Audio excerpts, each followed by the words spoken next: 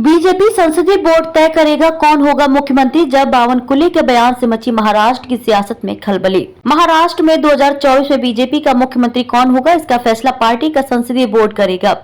यह बात महाराष्ट्र बीजेपी के अध्यक्ष चंद्रशेखर बावनकुले ने मंगलवार को एक संवाददाता सम्मेलन में कही।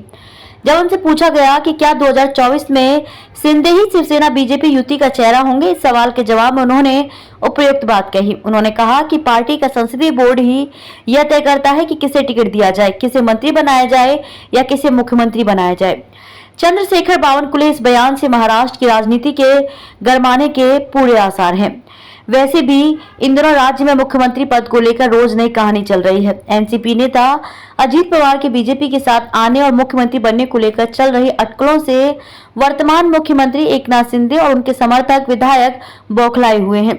वहीं शिंदे अपने गांव पहुंच गए हैं, जिसके बाद तमाम अटकलें लगाई जा रही हैं। हालांकि खुद देवेंद्र फडणवीस कह चुके हैं कि एकनाथ शिंदे के नेतृत्व में ही चुनाव लड़ा जाएगा। ऐसे में सवाल ये उठ रहा है कि फडणवीस और बावनकुले में से किसकी बात पर भरोसा किया जाए।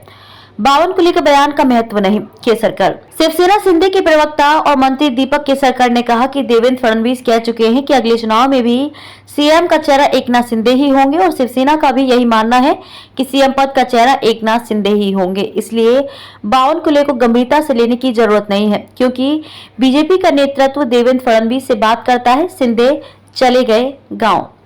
इन सब के बीच मुख्यमंत्री एकनाथ शिंदे अचानक 3 दिन के लिए अपने गांव चले गए हैं। उनका गांव महाराष्ट्र के सतारा जिले में है। शिंदे के ओएसडी विनायक पतरुडकर ने बताया कि मुख्यमंत्री शिंदे एक धार्मिक कार्यक्रम में शामिल होने के लिए अपने गांव गए हैं।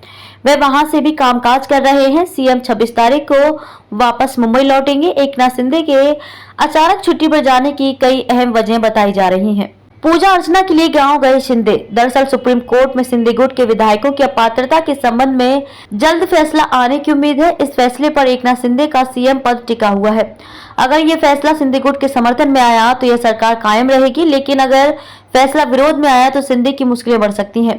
कहा जा रहा है कि एकनाथ शिंदे गांव में पूजा अर्चना के लिए गए हैं। दूसरी तरफ राज्य में सरकार को टिकाए रखने के लिए बीजेपी प्लान भी तैयार कर रही है, जिसके मुताबिक अजीत पवार को साथ में लेकर सरकार बनाने की अटकलें शुरू हैं।